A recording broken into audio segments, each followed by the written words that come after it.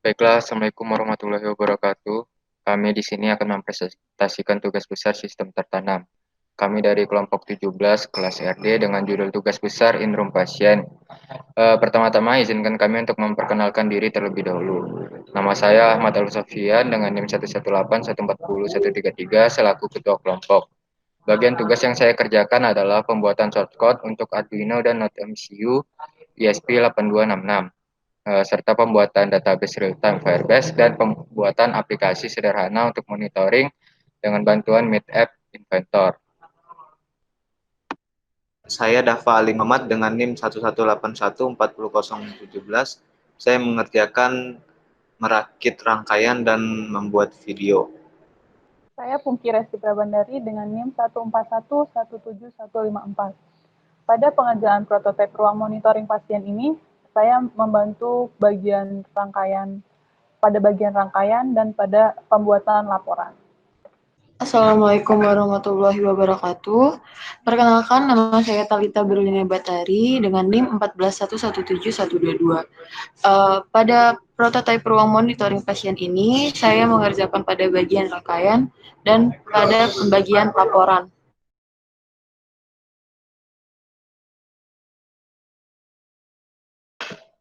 Baiklah, selanjutnya mengenai proyek yang dikerjakan.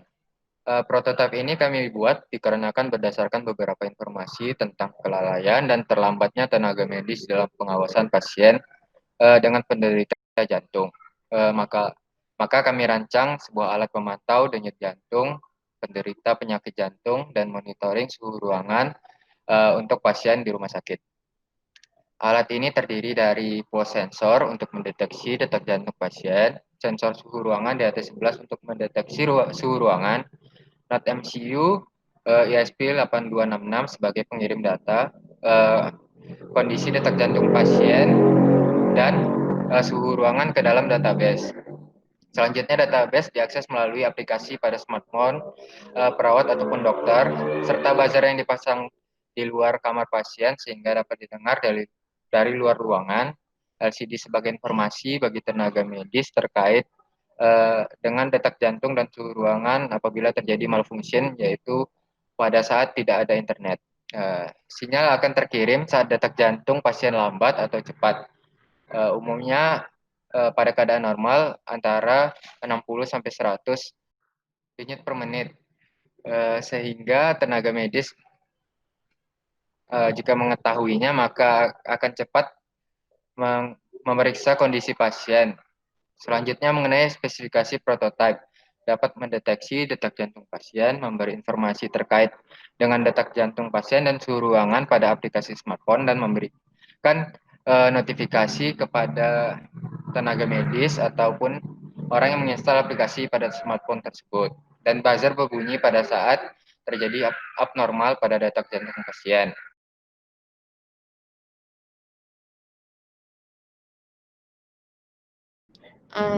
Selanjutnya ada sensor dan aktuator yang digunakan, beserta cara kerja sensor dan aktuator yang kami gunakan pada prototipe ruang monitoring pasien. Yang pertama ada sensor pulse, merupakan sensor yang berfungsi untuk mengukur banyaknya detak jantung dengan satuan BPM, beats per minute. Yang kedua ada sensor DHT11 yang merupakan modul sensor yang berfungsi untuk mensensing objek suhu dan kelembapan yang memiliki output tegangan analog yang dapat diolah lebih lanjut menggunakan microcontroller. Yang ketiga ada relay, yang merupakan komponen elektronika berupa saklar atau switch elektrik yang dioperasikan secara listrik dan terdiri dari dua bagian utama. Yang keempat ada LCD atau liquid crystal display yang merupakan salah satu jenis display elektronik yang dibuat dengan teknologi CMOS logic yang bekerja dengan tidak menghasilkan cahaya tetapi memantulkan cahaya yang ada di sekelilingnya terhadap frontlit atau mentransmisikan cahaya dari backlit. LCD berfungsi sebagai penampil data baik dalam bentuk karakter, huruf, angka, ataupun grafik. Yang kelima ada buzzer, yang merupakan sebuah komponen elektronika yang dapat mengubah sinyal listrik menjadi getaran suara.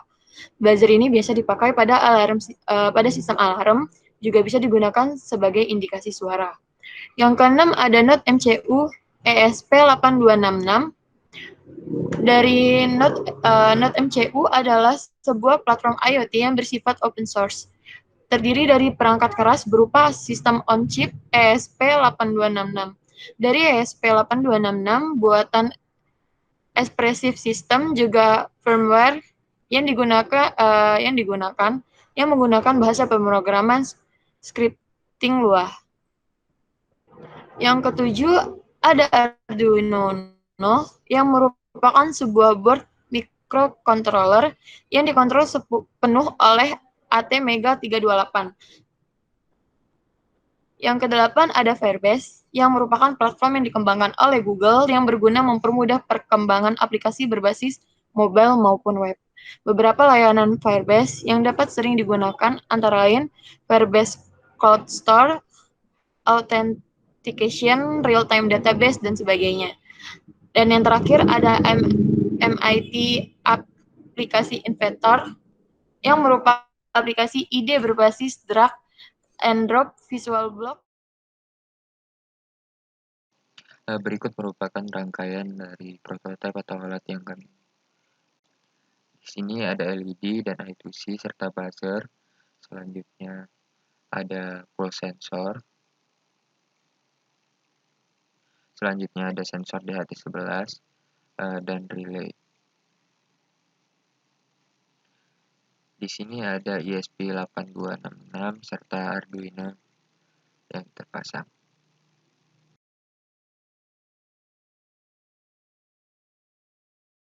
Selanjutnya ini pada saat suhu 30 derajat atau di bawah 31 derajat yang dibaca oleh sensor DHT11 maka kipas tidak hidup.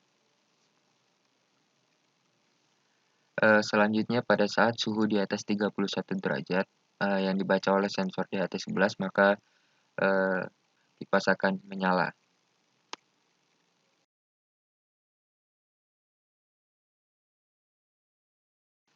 Selanjutnya untuk percobaan pada pulse sensor. Di sini akan membaca detak jantung dalam satuan BPM.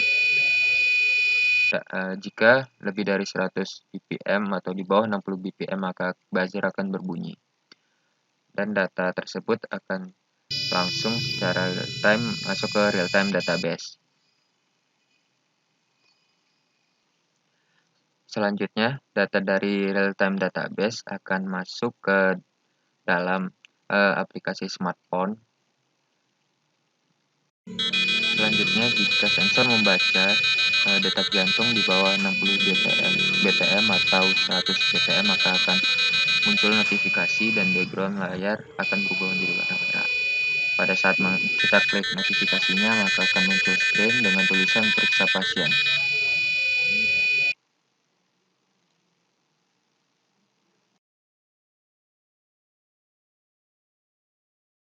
Ya, saya di sini akan menjelaskan tentang kelebihan dan kekurangan dari alat yang kami gunakan. Kelebihannya adalah alat ini bisa langsung dimonitoring di aplikasi. Pada saat detak jantung tidak stabil, maka akan muncul notifikasi pada layar smartphone kita dan juga berbasis online. Bisa mengukur detak jantung, mengukur suhu. Apabila suhu ruangan di atas 30 derajat, maka kipas akan otomatis hidup. Kurangannya adalah apabila internet tidak stabil, maka detak jantung dan suhu ruangan tidak akurat pada layar aplikasi. Sensor dan juga sensor yang kami gunakan tidak seakurat sensor detak jantung ECG yang ada di rumah sakit karena kami menggunakan sensor pulse yang harganya jauh lebih murah dibanding dengan sensor ECG.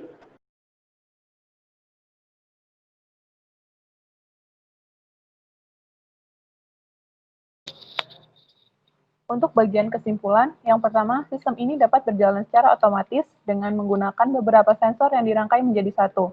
Sensor yang digunakan dalam sistem monitoring ruangan pasien adalah sensor pulse, sensor DHT11, relay, LCD, buzzer, Note MCU ESP8266, Arduino Uno, database yang digunakan adalah Firebase, dan aplikasi Android sederhana. Kemudian yang kedua, pengawasan pasien berdasarkan beberapa informasi tentang kelalaian dan respon tenaga medis dalam pengawasan pasien penderita jantung. Maka dirancanglah alat pembantu denyut jantung yang dipasang pada pasien rumah sakit menggunakan sistem telemetri. Kemudian yang ketiga, dengan adanya sensor DHT11 dapat mendeteksi suhu ruangan. Jika suhu ruangan di atas 31 derajat, maka kipas akan menyala, dan jika suhu ruangan di bawah 31 derajat, maka kipas akan mati. Kemudian yang keempat, dengan adanya aplikasi in-room patient monitoring dapat mempermudah memantau pasien dan akan ada notifikasi yang dikirimkan ke aplikasi tersebut dari sensor pulse yang dipasang pada pasien jika kondisi pasien darurat. Detak jantung normal pasien antara 60 sampai 100 BPM atau denyut per menit. Kemudian untuk sarannya, untuk pengembangan sistem selanjutnya dapat menggunakan sensor ECG yang memiliki keakuratan lebih tinggi dibandingkan dengan sensor pulse. Selain itu juga mempersiapkan jaringan listrik dan internet yang lebih stabil untuk memonitoring pasien. Terima kasih. Baiklah, sekian dari presentasi kami. Mohon maaf bila ada kekurangan. Terakhir kami ucapkan terima kasih dan Assalamualaikum warahmatullahi wabarakatuh.